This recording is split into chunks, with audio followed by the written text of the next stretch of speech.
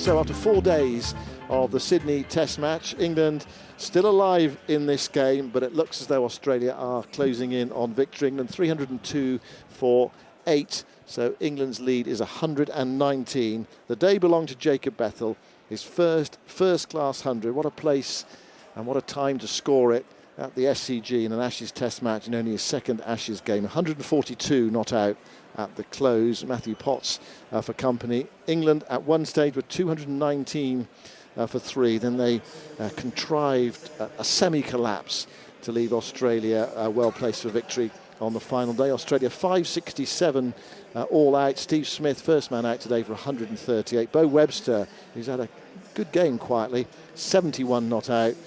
And the last couple of wickets going cheaply. Stark out for 5 and Boland for 0. So Australia with a lead of 183. Crawley was out in the first over again to Mitchell Stark. Duckett made 42. Root, final innings of the series, out for 6. Brook 42, and that started the semi-collapse. Jacks heaving one out to deep mid-wicket for 0. Second ball. Smith run out in a mix-up with Bethell for 26. Stokes struggling with a groin injury off the pitch for most of the day, came out. He was out for 1. And then Cast nicked off to Smith for 16. Michael Vaughan is here. Jonathan Agnew is here. Let's start with Jacob Bethell. It's the right place to start tonight, even though Australia look to be closing in on victory. Well, what's your assessment of Jacob Bethell? Well, it's the biggest smile that I've had on my face for many, many weeks and actually for a few years, because what we've witnessed today has been something very special. And it's not that England have unearthed a young player, but he's played in a way that Test match cricket has been played for many, many generations. You respect the ball, you have good balance, you have a good technique. I don't think we talk about technique enough in Test match cricket. The best players in the world who survived the longest, the Joe Roots, Steve Smith in his quirky way, but his head position is always spot on. And Jacob Bethell today, that was a technical masterclass, a masterclass in composure, calmness. To think that he came out there in the first over with England 180 behind, he's facing Mitchell Stark and Scott Bonner, and that was a tricky pitch. The ball was bouncing, the ball was moving around. Of course, he played and missed it a few, but the stroke play, when he got the chance to score, he didn't try and overhit it. For 3.5 years now, we've seen England play some innings where they've always overhit the ball. Now, even Joe Root at times over the last 3.5 years overhit the ball. We've seen a batting masterclass today from someone that let the ball come and just caressed the ball. And with they're powerful, these guys, and the bats are amazing. You don't need to overhit it, just caress the ball on the floor. I didn't see him hit the ball in the air that often. He danced down and hit one over mid-wicket to get to 3 figures, but he hit the ball on the floor. It was a throwback. That's why I'm smiling, Simon, because it's just given me, for a couple of years, I've thought, am I wrong that Test match cricket has moved on and you need to play in a different way, and we should really kind of celebrate the fact that everyone needs to bat like Harry Brook these days. Well, Harry Brook's a lovely player, but I tell you what, give me a Jacob Bethell or a Joe Root all day long in Test match cricket. People will be saying, hold on a second, Jacob Bethell, he's come out, he's made 100. Why hasn't he played in the whole series? Well, I'm going to let John answer this because he's come up with a very, very good point at the back, and he can take I've got a theory here. I think Jacob Bethell is a very lucky young man that he's playing now and didn't play at the start of last summer when Baz Ball was still mad. And I'm not sure he could have come out and played like that. But now he can. Times are changing, and he's played a proper number 3's Test innings there. Lovely footwork, right forward, right back. He didn't play a crazy shot at all. This is a youngster who's been picked largely on what he's done in T20 cricket, and he's completely changed his game. He's got a handful of first-class games behind him. He's never scored 100 and all that stuff, but he's completely changed his game. He's remodelled himself to suit the occasion, and without any of that noise in his head, not any of that nonsense about going out and run towards danger, whatever the stuff has been over the last couple of years. I think he's lucky that he didn't play earlier in the summer. He can now come in now when things are changing and play like that with none of that sort of outside noise or pressure. He'll score runs at a good rate anyway when he has to, but I just thought that was a really beautiful innings. And Michael's right, it's the first time we've smiled for a while, just to actually sit back and watch that and really feel proud. Walked up and down the corridors here outside the commentary boxes. For the last few weeks, you've been shuffling into the ABC in our case, or Michael into Fox, and you go in there and a bit apologetically. No, I called his 100 on ABC Radio, did it really proudly. with toughers, you think, there you go, you'll see this lad in 4 years' time. There will be plenty of Australians, though, saying, where's he been? Yeah, but the one thing about leadership is, and I was saying to you on commentary, Simon, it's very important that you're loyal, and sometimes that loyalty and kind of consistency of selection, you get blinded and you get too emotionally attached to players. And I'm not just pointing the finger at Ollie Pope, but the technical side of Jacob today was so much better than what we've seen at number 3. To survive at number 3, you need a strong technique, and then you've got to have a real calm mindset, because you're out there facing the bowlers when they're fresh, when the game's hot, and you've got to have a real clear kind of game plan. And the only way that you can have calmness, I believe, is when you've got a good technique, because your technique looks after you when you don't quite read the length of the ball. You go back when you should be forward, but your technique and your bat swing just looks after you. You know, your head position looks after you for those balls that you don't quite pick up as well. That's what we've seen today. Because it wouldn't have been that Jacob picked up length perfectly every single time, but that bat flow, that head position, you know, leaving balls, getting under balls, the bouncer came, all right, I'll duck under. He wore one on his head. You know, one flew off a length. Brute of a ball. Brute of a ball. And then the next ball, guess what? Right back in behind it. Straight back down the ground. It was a technical masterclass, a real kind of strong mentality of calmness, which surely sends the message to many in the English game, and not just this group, but I think there's many playing the English game back in county cricket and think, oh, the Bazball way's the way to go. You dance down, you run towards the danger, you play the reverse ramps, the tricks. That's the way you bat in the longest format. And by the way, he's got another gear or two to go up. And the best players in the world, when they've got 5 or 6 gears in Test cricket, they stay in second and third, because they just like batting and they want to bat for a long period of time. There's no point in going into 4th and 5th, because that's too risky. Harry Brook's gone into 4th and 5th again today. Far too risky. You know, just before he got out, Harry Brook, he gets the ball that spins back. But, you know, I watched him. Jacob Bethel gets 100, celebration, fantastic. And all of a sudden, Mitchell Stark bowls Harry, starts dancing down, backing away. You know, it's been a lesson for Harry, actually, that to be consistent against the best bowlers, particularly in Australia, you've got to calm down. He's going to have to calm down, because he's offering too many risky shots, too many opportunities for Australia, and they'll spread the field and go, come on, Harry, you'll make a mistake, because you get bored.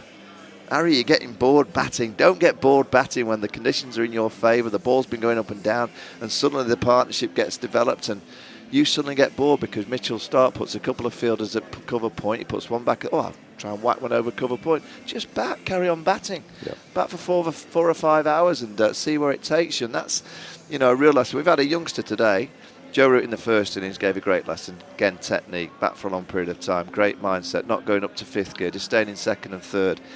Today, I hope it's a lesson to Harry that for him to bat and get big scores against the best in tough conditions, away from home in particular, just stay in 2nd and 3rd gear for a long period of time. If you earn the right later on when you're batting with the tail, then go berserk. Go absolutely berserk. But great lesson from Jacob Bethel. We often see young players who are brought up on white ball cricket playing Test cricket, and they do play the ramps and the fancy stuff, and it's kind of like a modern Test match innings is kind of what we've always become used to saying, you know, that little flick over the shoulder or whatever. There's none of that at all. He just played an absolutely traditional Test match innings there. There wasn't one bit of funkiness about it. He just played absolutely beautifully. Every ball on its merits. You could actually dust down every one of Geoffrey Boycott's favourite sayings, and you could apply it to that innings. And I'll also say full credit to the management and Luke Wright and Rob Key, whoever said right now he's going to bat number 3. Last week I looked at him and thought, what are you throwing him at 3 for? At the MCG on a juicy one. I thought it was wrong, but you know, they've seen a lot more of Jacob than we have, and they've gone, nah, he's got the technique to bat at number 3. So full credit for them. You know, they've gone with it, and now we can look down and go, yeah, we've got a number 3. You know, the last time I reckon that I've looked down at English cricket and thought, oh, I'm really confident of my number 3 is Jonathan Trott. That's how far I'm going back. When I've really looked and gone, we've got a number 3. Well, I've looked down today and thought, oh, hello, we'll be calm when Jacob's batting. So, have we got a new template for this England side that's developed over the course of the series? And what does that mean for the current coach? Well, it didn't happen with Brook, though, did it? That's a typical Brook innings at the moment. Got to 40, got out. That's the way he's been playing. I mean, he hasn't changed at all, I don't think. So I mean, it's people, batsmen like that, who are going to have to knuckle down and to change. I mean, I think Bethell, I say fortunately, he's been able to go out there without any of that stuff ringing in his ears. I think it's still ringing in Brooks' ears. I think he's still, I'm afraid, part of the old way of doing it, and he's got to change. So is that way going to change? Does it have to change? I think thinking about the coach, Michael. Well, he's got to change. Baz McCullum's got to change. This team have not won a 5-match series on his watch, got nowhere near a World Test Championship final on his watch, not beating India, not beating Australia. They're the two series that you judged on, real big series. And through the series away against the India. methods that Baz has brought, and this psychology that he talks about, that it's about the top 2 inches and making sure that the mental side's right. Well, actually, England under him have not won a big series, and under real big moments, they haven't actually coped with the pressure. You look at this series at the start of the series, they didn't cope with it. They went 2-0 down too quickly. So he has to be honest with himself. I think he can change. I do. I think if he's reasonable and not stubborn, to understand that it's a learning process. He's relatively quite a young coach. He hasn't really coached for many, many years. So if he's willing to accept that he needs to change the way that he approaches the game, you look at some of the details about this England side. The preparation's been poor. We'll keep going on about that, but it's been poor. Just fielding drills in the morning. I watch Australian. They're a professional outfit. I see Alex Carey down there every morning, just doing those little drills. I used to see Matt Pryor do those drills. I saw Alex Stewart for many years do those drills. I don't see Jamie Smith doing those drills. I see Australia taking a load of high balls, every player, load of high balls. I don't see that from the England team. So the detail needs to come in for Baz McCullum to stay. And if he's willing to create that detail and accept that he's made mistakes and change the process in terms of the way that the team play, I have no problem with the combination carrying on. But if it's going to be, we're going to carry on, we're going to be a bit flimsy, and we're going to be running towards the danger on a regular basis, because no one's mentioned white ball cricket yet. White ball cricket in 2025, we went backwards. They've got a World Cup, a T20 World Cup in Sri Lanka. That's going to be big, because a lot of the data-driven coaches now in white ball cricket, the Andy Flowers, the Tom Moody's, they're winning, because they go through every attention to detail. They look at it, they go again and go, what else? Because they want to have that 1% edge on any opposing team. I want to see England with a little bit more of that detail. People might be listening to saying, hold on, he's going to continue, even though his methods have kind of been shown to fail here.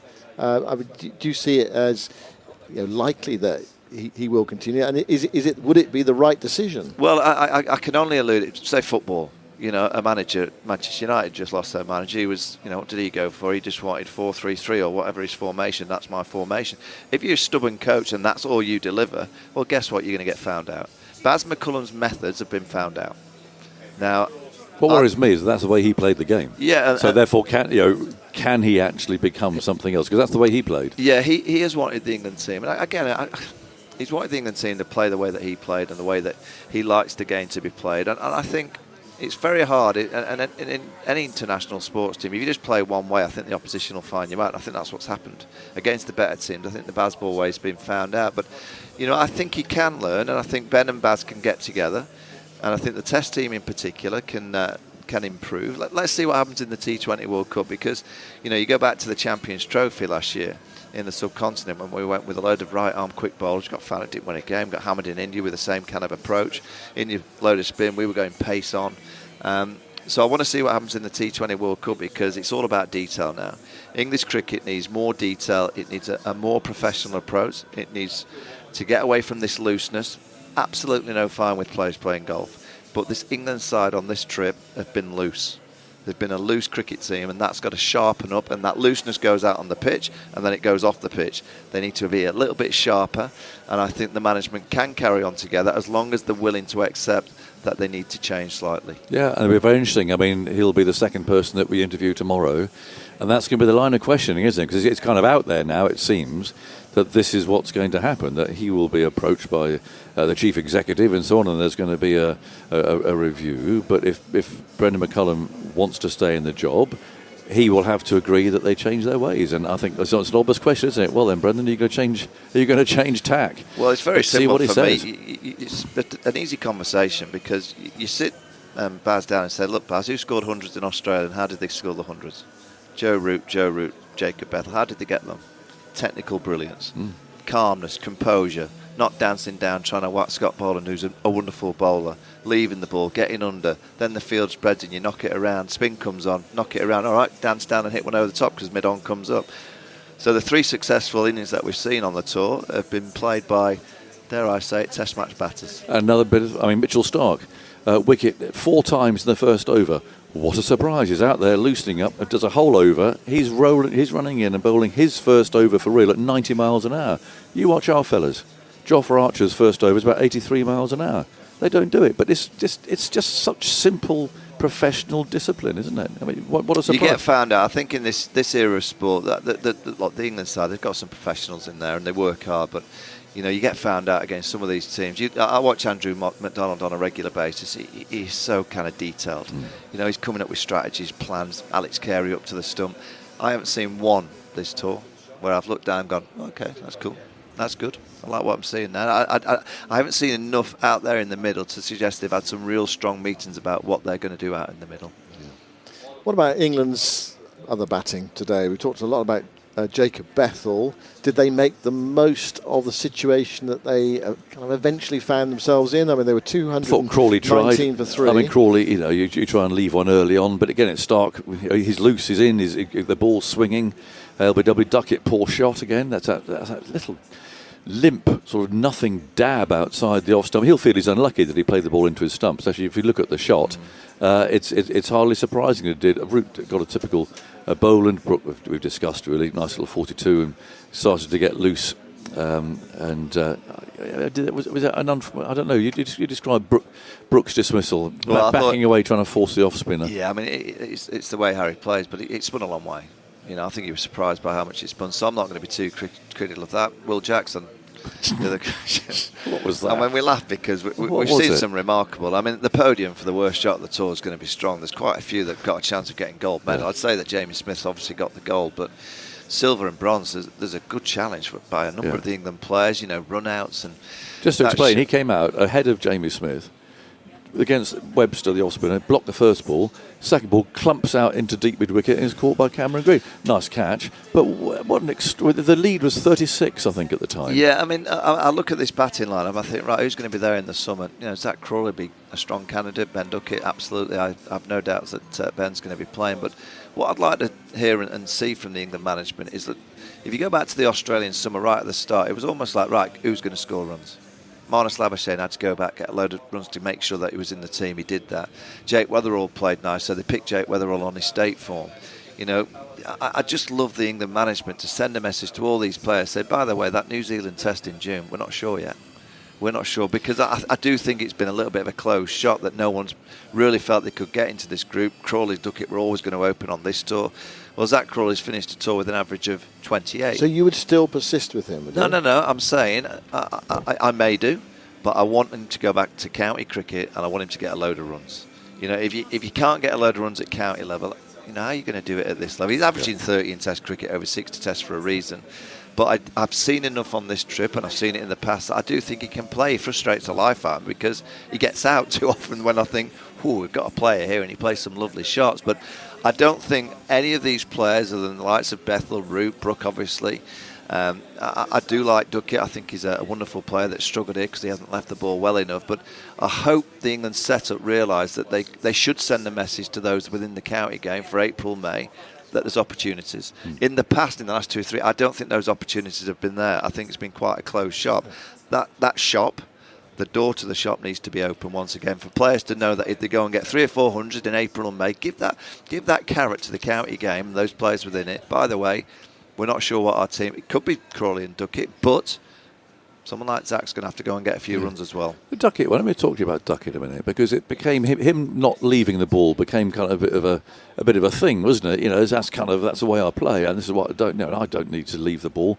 When everyone, in fact, is saying, yeah, but when it comes to Australia, Ben, you can't keep doing that. You're going to get out, and it's happened throughout this series. Why has nobody said to him, actually, Ben, that ego stuff is nonsense. You need to work at your game. You're going to have to tighten up your game if we're going to get runs in Australia. Because I guess we've had a culture that's been created that, James Smith in the first innings, Simon Katic said on the radio. He probably went in the dressing room and people were patting him on the back because you were trying to get the game moving forward. That's been the culture of this era in the last 3.5 years. And I honestly think it's a load of nonsense. It's all about winning. At this level, it's all about the end result, and we've said for months and months and months, this is judgment time, and in Australia we'll judge this method, whether it didn't work against India, they drew. And there's a very likely chance, if you look at it tomorrow, that Australia win, they'll win 4-1. Guess what they did against India away? They lost 4-1. And guess what they did against India at home? Drew 2-2. Guess what they did against Australia at home? Drew 2-2. This England team, under this regime, playing the way that they've been playing, has given us some incredibly entertaining moments, but they don't get the trophies in the hand. And for me, World Test Championship finals, winning Ashes series, winning against India, that's what you get judged on. We're going to hear from Jacob Bethell soon, but Glenn has joined us as well. Glenn, just from a bowler's perspective, how did you assess Jacob Bethell today? Yeah, no, I thought he looked good coming in there early. Is always interesting, but he looked like got a solid technique. He didn't try to go out there and blaze. The ball to the boundary. I was watching it, and the ball was making the boundary. It was sort of placing the shots, timing them more so, but he's not one of those brutes. He doesn't go out like Harry Brook and just smoke it. So, I thought he played well. He played a very good tempo. He just kept the strike ticking over. He had a couple of play and misses, but it didn't seem to worry him. He just refocused next ball and off he went. So I thought, good solid technique, good temperament, and he deserved that 100. There's been a lot of chat here about the way this Australian team is selected and has been selected for this game. Like no frontline spinner. It looks as though they're going to go 4-1 up in the series, and lo and behold, Beau Webster today comes out and picks up 3 wickets with his off breaks. Well, there you go, and some of those really turned, didn't they? So, listening to Steve Smith, he said our hand's been forced a bit with the type of pitches we're getting here. You can't pick a spinner.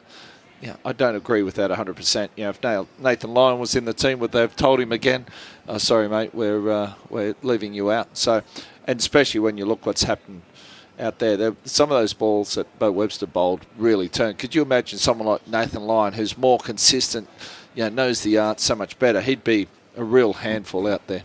Do you expect Australia to go on and win from here comfortably? You'd like to think so. It's the game's not over. There's been teams bounce back and bowl out teams for less than what England already have. So, go out tomorrow morning. There are only 5 overs to the new ball. See what they can do. It'd be interesting to see the way Bethell plays it tomorrow. Potts has got a first-class 100, hasn't he, to his name?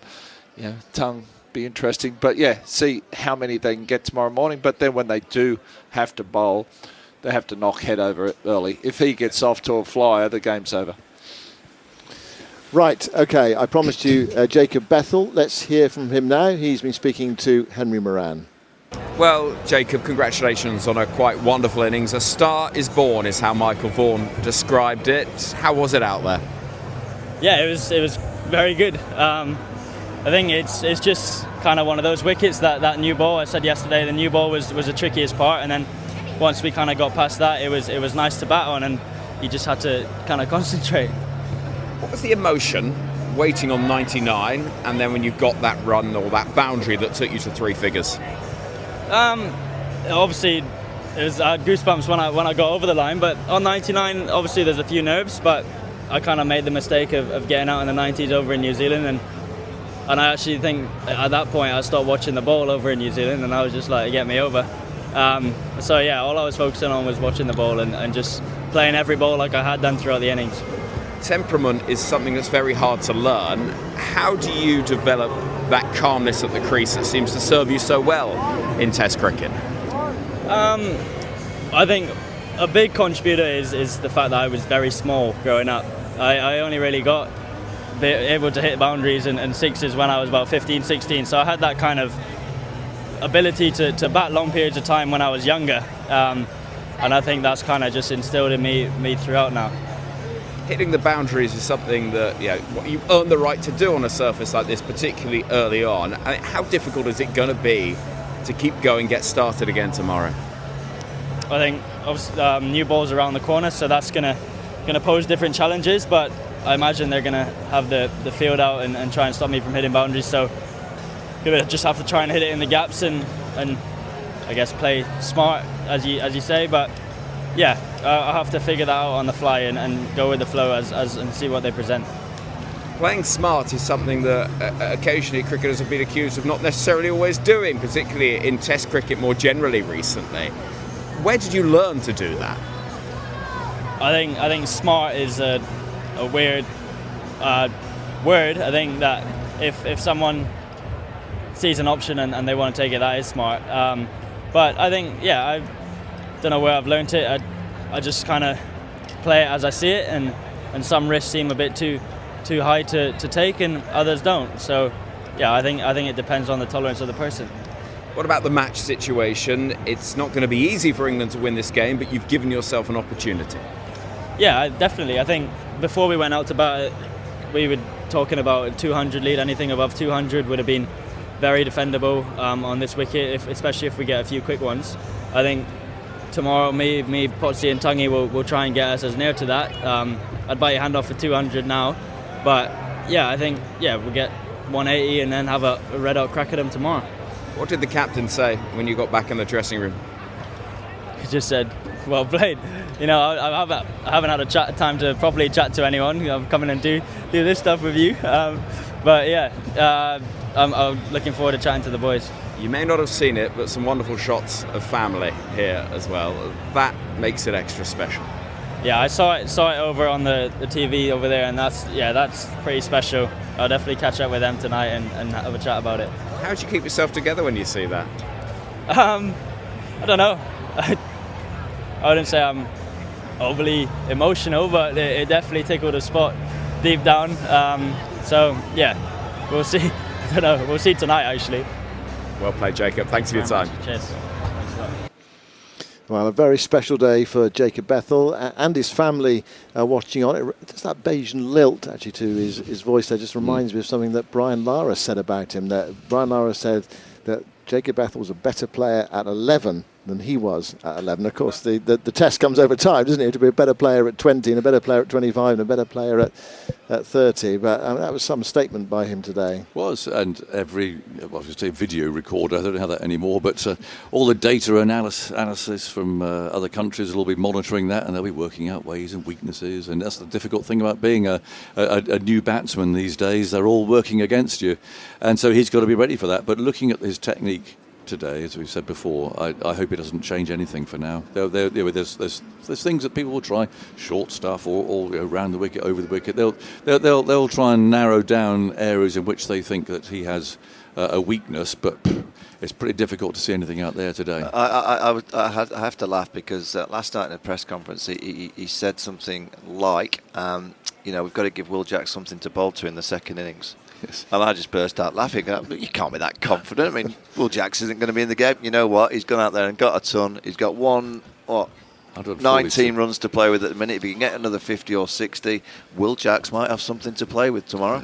You never know. So, we'll wait and see. But I like the way he went about it then in press conference. A lot of things that annoy me in press conference these days when I listen to England, even to Australian players, where they don't want to talk themselves or say, I felt good out there, I did this. It's not about me, it's about the team and all that rubbish. So he went out there and he said how he was, just stated some facts. This is the way he plays, this is what he's thinking, I do this, I do that. I thought that was really good, and from a young fella, it shows good confidence, and he's done well. Well, there's always two sides to a story. Let's get some reaction from the Australia camp now. Beau Webster was their man today. He made 71 not out, and then he picked up 3 for 51 with his off breaks. He was their surprise spin bowling success story. He's been speaking with Isha Guha. Beau Webster, what a stunning performance from you in this test match. 53 wickets. Did you imagine you could have the impact you would with the ball, with the spin as well? No, I certainly didn't think it was going to be with the spin this game, but I know that's the way it goes. There was a bit of wear and tear there from Starkey's foot marks, and we managed to make the most of it in that session. What was key for you? I think just trying to bowl my best ball. I don't bowl them a hell of a lot, to be honest. I think they're better the less I bowl them in the net. So when I do get them out in a game, I'm not thinking too much and just trying to hit a good area. And we got lucky enough to get a couple to bite today, and good catch by Smudge off a bit of a half chucker there, but I'll take it. And were you expecting Will Jacks to come out as aggressively as he did? No, not that aggressive. No, I think I got a bit lucky there with the inside edge. Like I said, but got a bit of bite out of that rough, and a hell of a catch from Greeny. I owe him a couple after green lining one in the first innings, and he's taken a stunner there. So I'll buy him a beer after the game for sure. And you seem to be a track specialist here as well. Another 50 for you, batting with Steve Smith. How much did you enjoy it out there?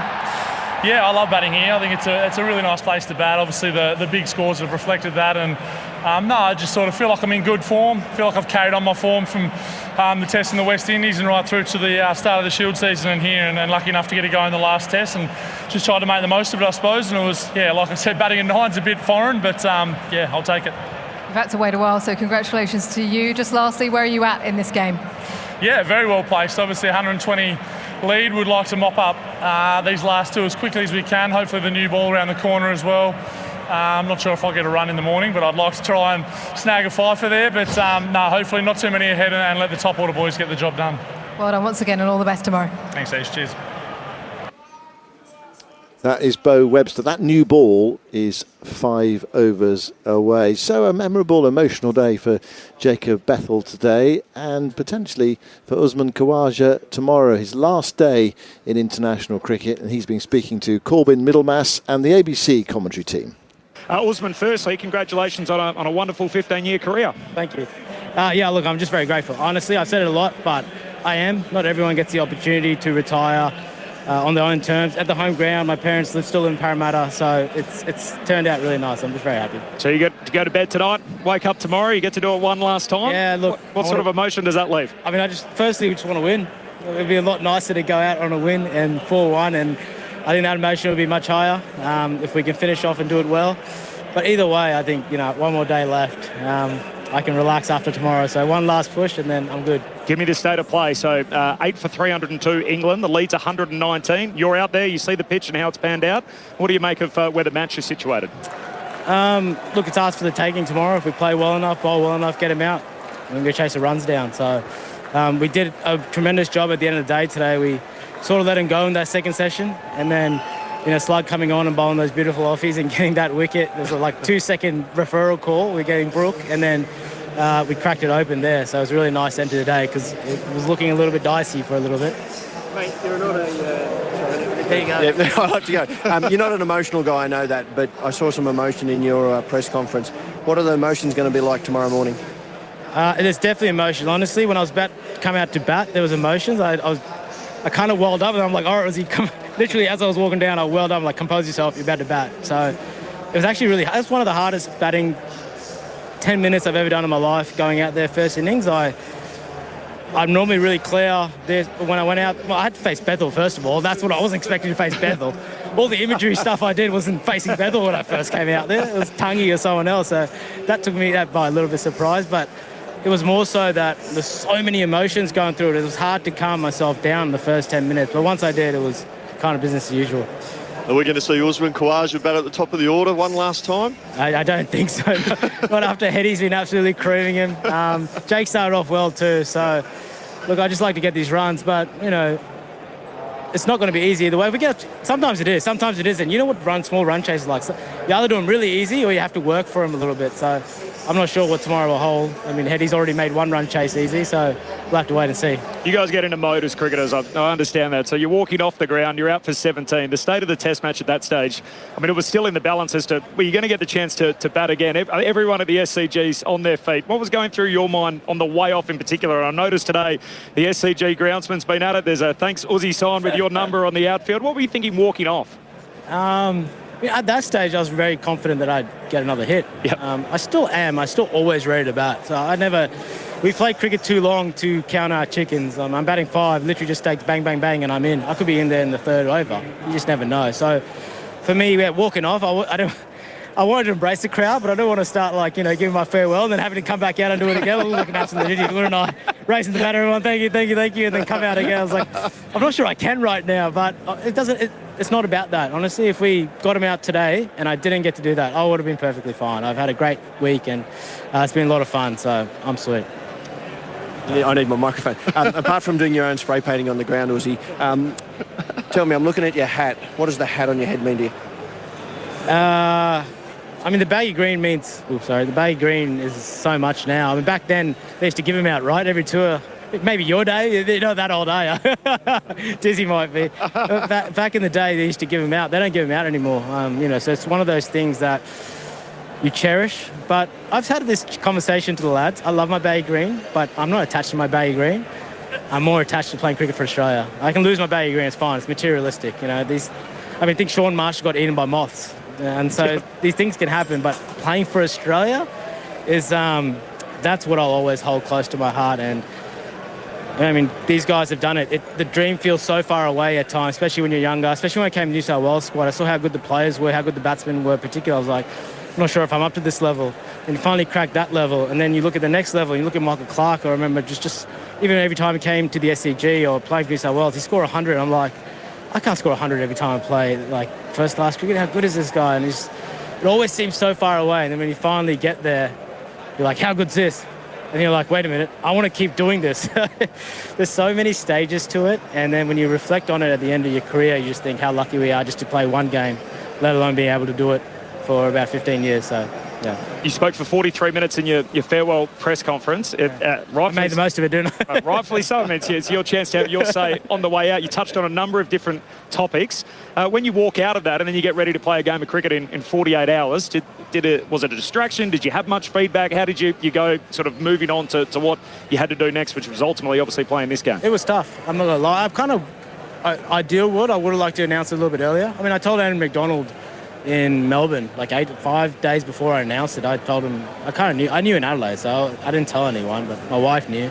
And I told him straight away, pretty much after the game finished, maybe a day or two afterwards. And I would have loved to do it then, but everyone was clocking off, going New Year's Eve and, doing what they do. So it was like too hard to do it then. And we just lost a game, so I'm like, maybe it's not the right time. So I waited. It was a little bit of distraction, but once you get into cricket, once you get in the game, I don't think it would have mattered no matter when I announced it.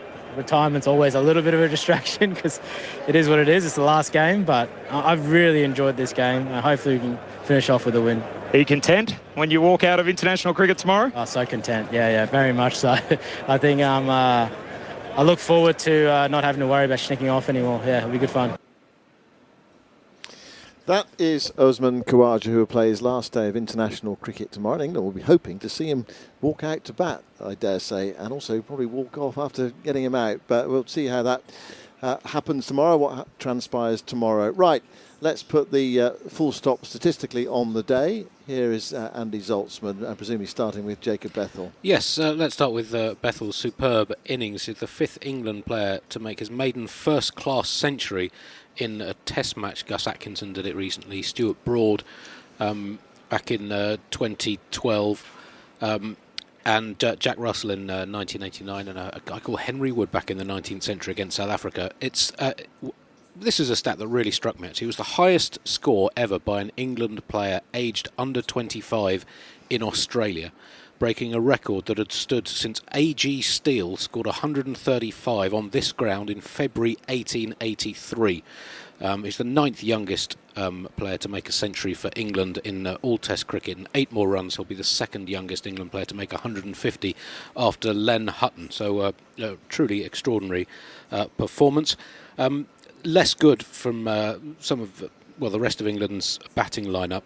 Some odd series. Joe Root, 2 fine centuries, but 7 scores under 20. Ben Stokes, 6 single-figure scores, 8 scores under 20 in the series. And Harry Brook, one of the oddest series an England player's ever had, 7 scores of 30 or more. Only the second England player to have 7 scores of 30 or more in a series in Australia since 1971.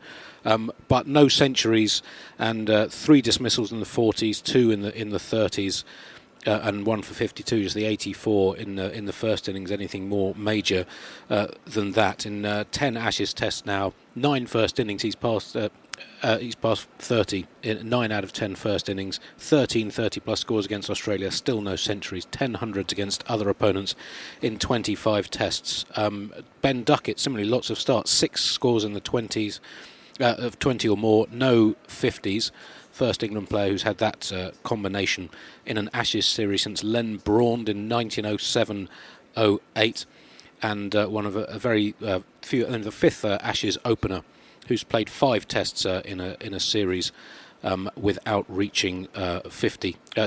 Fifth for England, sixth in all Ashes. So a lot of disappointments for England across the series, but a truly fantastic and auspicious innings from Jacob Bethell. Jonathan Agnew speaks to a very famous couple who have been watching here at the SCG. Mike Tyndall, Zara Phillips are here. Mike, of course, the former England Rugby Union international, part of the squad who won the 2003 World Cup here in Sydney. And Zara, the Olympian, who was BBC Sports Personality of the Year in 2006 after winning the individual eventing world title, and a silver medalist at the 2012 London Olympics, presented to her by her mum, of course, Anne, the Princess Royal. It's great to see you here. I'm surprised to see you here. How are you? But it's great to have you here. No, it's good to be here. We are primarily here because we're up here. We come every year to Australia for the Magic Millions, and we head up to the Gold Coast next year. And we were doing something with Seven today at next lunch. year or on Friday? On Friday. You come here early. Yeah. Well, it's a full year. Sorry, Friday. Next week, I was supposed to say. Yes. So that's why we're here. But we've been to the Test match a couple of times. We have so many friends down in Sydney. We obviously met down in Sydney. We've done a couple of weddings down here where we brought the kids out. So we've spent a few Christmases down here. Yeah. And it's fabulous, isn't it? It's a special place. What do you think of? Yeah, I love. Have you been here before? No, SCG. I haven't. I don't think I've done many cricket games, but I went to the MCG, but it was rugby. It was for Lions. Oh, okay. Yeah. Right. So that was pretty amazing. But this is great, and yeah, Sydney's got a special place in the heart, and I think I've done Lords a couple of times, but that's it. Yeah, I played my first Test. Granted, it was schoolboy Test against Australia. We don't mind. Against Australia here. On this ground? Yeah, on this ground. But there was none of these good new stadiums. There was just the old clubhouse. Was the hill there? The hill was there. Gosh, the hill was there. I just go back a bit. 1997, this was. 1997. Right. How did you go? We beat them 47-23. Oh. So, yeah. But we had a very good team back then. We had quite a lot who went on to play for England. So. Right, okay. But what about cricket? Cricket, I wasn't that great at, but there you go. Did you play? I played a bit at school, but turning professional at rugby at 18, sort of. Yeah. Rugby. Of course, it just takes over. Yeah. How does it come here, Zara, and get all this sort of? I mean, it's quite friendly stick, but it's still stick all the same for the Australians when we lose. I mean, it's tough, isn't it? I know. I think it's I look over the other side of the pitch, and the Barmy Army there, and they're just I wouldn't go down there, by the way. I really, honestly, don't suggest that you go down there. No, but they'll be very pleased to see you. They are the best travelling fans, aren't they? Yeah, they are. And you can always count on them to be there through thick and thin, I think, and that's what's kind of been needed this trip, hasn't it? Well, it has. Have you been watching? I mean, you must be interested in the whole question of coaching and preparation, the sort of stuff that's been talked a lot about on this tour. But the nature of sport is that if you lose, then you'll talk about everything that you wouldn't talk about if you win. If whether it be Bazball, whatever, the environment. Obviously, they went away after they lost the second Test. I think they had a week off. Yes, basically. Noosa. You might have enjoyed that. But in Noosa, but it obviously, I'm so on board with that. And that's you are. But the thing is, once you get to that level and you're playing at that level, they should know what works for them. Not everyone will always agree with it, but the most normal thing is if you lose a game, let's train harder. Yes. That's what you actually thought, because that'll fix the problem. But actually, that might fatigue you more, and it actually might make you more bored, and it doesn't often work. We had that in rugby, that if you lose 3 games on the bounce, you go, right, we're doing contact every day next week. Well, then you just turn up to the game next time tired and beaten up. So you've got to find the balance about it, and people won't always understand it. And you've got to find what works for that group. But is it a case if you lose, kind of there's a pressure on to analyse it and to learn from it and to do something about it? Do you think? Yeah, but you've also got to understand. You've got to believe in your process of how you're doing things. Right, and can that change? Can it be flexible? Though? Yeah, but I think you do have to sway with that. If something keeps cropping up, let's say drop catches or something, then that's something that needs addressing, or you might go, right, we need to sharpen up on that. So we've got to shift. Like, lads, I know we're here and we're going to. We're here to have fun and everything else, but this is actually crept into our game and it's noticeable, or whatever it might be.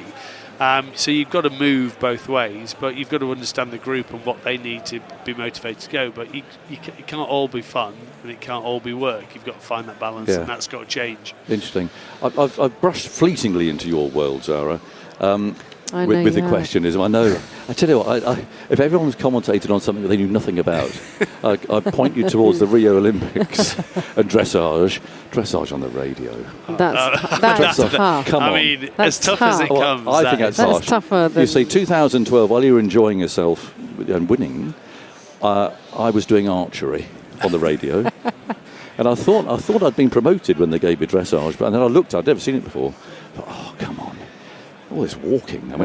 Walking and stuff. So I have brushed into it. But it seems like a much more individual world. Am I right? I mean, even definitely. when you're in an equestrian team, you're still kind of looking after yourself. Right? Yeah, you're looking after yourself. And essentially your performance, you doing your best, is going to make the team, do even better. And I think that when we get into a team situation, then there's a few more sort of team rules that go on, or you need to, one rider needs to do their skills this, so they need to do a bit more of that. It's a little bit more directed, should I say.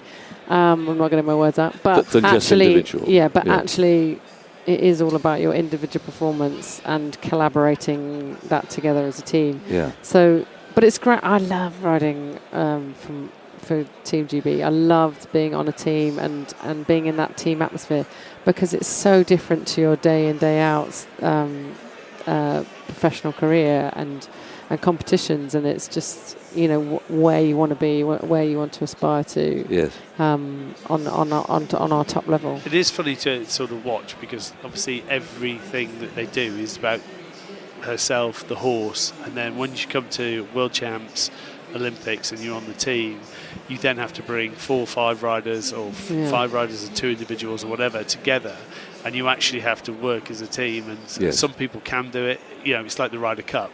So some people can do it because they're built in that way. They want to play together. Whereas the thing that is always said about the Americans is they can't work as a team, but then come singles matches, they're fine because they know exactly what they have to do. And that's the sort of same with the equestrian side, and watching the four of them on the team come together, and someone might have to go first and actually be a bit of a, they call it a trailblazer, where you have to, there's a chance you might make a mistake, or that's tough. And you've got to set it. Yeah. But as a sport, generally, we're all very in it together, weirdly, because it's so many highs and lows when you're working with animals. We all, relay information between each other, what you're doing here, or what you're doing, this combination. So we all talk all the time. So actually, we can do the whole team thing, but your performance is very much individual. So, but we do all kind of dig in together, at competitions and at the high level. I walked that course at Rio and thought, how are people seriously doing this? I mean, it seems absolutely. I mean, there's someone hurling a ball at you out there at 90 miles an hour.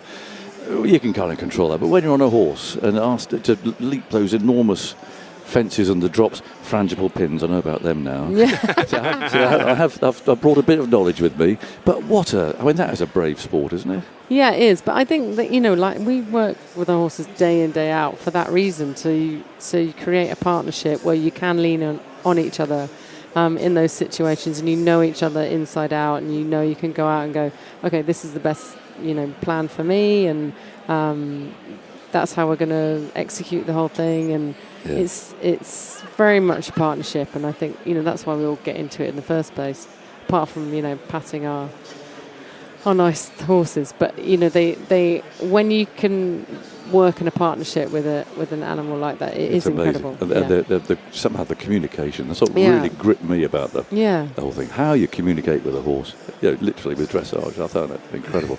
Is John Howard in there, by the way? He is, yeah. Oh, do you know, when he handed out those World Cup medals, I know. the glee. I must have made an impression on me. You went, did you play in that? I was like, I did. It's been a while since I've seen you. How are you? Actually, I've still got a bit sore on my neck from you strangling me. But, I've never seen. I get on well with him. He does love cricket. He does. But the way he handed out those he medals, wasn't happy, was he? He was furious. But what a day that was for sport as well. Look, it was incredible. I think, and for it to happen the way that it happened, and going to extra time, and then obviously golden balls at Johnny hitting that drop goal. It was always made to be. Is it true that it was fed the wrong way or something? No, so he'd missed two off his left. Drop is off his left, so then he decided to show off and hit one off his right to win it from 40. Yeah, I mean it's sort of annoying, isn't it? I mean, I always feel sorry for Matt Dawson because he made that break, and Dawson's generally one-on-one exceptionally good, and he didn't round the fullback. Just imagine if Dawson round the fullback and he scored, and then suddenly the hero looks like Gollum from Lord of the Rings. It's very different to Johnny Wilkinson. You know what I mean? How many times have you said that story? I feel that's a well-oiled story. You can't let him down like that. It was a good story. But come here and beat Australia. I know. We were lucky at that time. I always say that I had never lost to Australia going into that game. So it was a weird sort of time of '99. Obviously, we got drop kicked out by Yanni de Beer in South Africa in the quarterfinals for our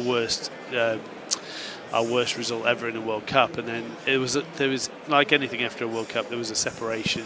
Your Ben Clarks, your Victor Abogus, your Jerry Guskerts, your Phil de Glanvilles, all these guys sort of retired, and we brought in this young group, and we went on that run from 2000 where I'd only lost 4 times. I think the final was my 35th test, and I only lost 4 times. Right, so real confidence. Which was quite strange for that time, and we were playing Australia, we never lost them. So so from my point of view, and Ian Bolshaw, Josh Lucy, Jason Robinson, Ben Cohen, Steve Thompson, Ben Kay, from their point of view, half the team, that was the norm, was winning. So we didn't play well in that World Cup, but to get it done in the end was, and have it done in the way that it happened was amazing. People will never forget it. And that's what's so lovely about sport, isn't it? I mean, you get these sort of golden moments. 2012. Yeah.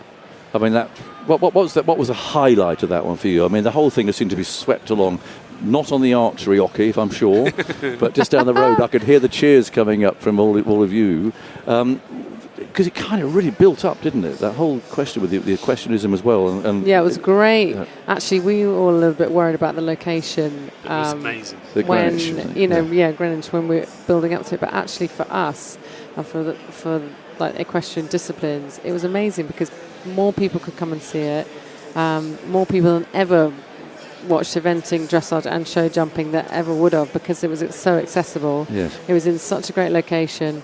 There was people just packed everywhere. It was really like an incredible experience. The noise was unbelievable. It was just for an equestrian event. For an equestrian event, It was. The atmosphere of 2012 was just amazing. Oh, it's phenomenal. Like you think about it now, like London's generally. I'm not doing London any disservice, but it's grumpy. People don't really want. During that 2012 Olympics, the volunteers were amazing. Everything was incredible. The backdrop of where the dressage was, was incredible. The whole experience, just everyone, having that many people in one place. I always love going into the dining hall in the Olympic Village, and you got all those people, from everywhere across the world, globally. It was just amazing to see all those people in one place, there for one reason. You know, nothing else mattered apart from we think World Cups are big, but actually when you do cover an Olympics, the sheer scale of it and all the different languages. You're still riding, by the way. Do you ever saddle up? I've got a couple left, and I'm trying to ride out slowly. But a few. I'll be there for. This is where you're supposed to say yes. I'm going for another Olympics. Doing this. I've retired. I thought from riding. Actually, I was going to say from this interview, I thought you had retired. No. Behave.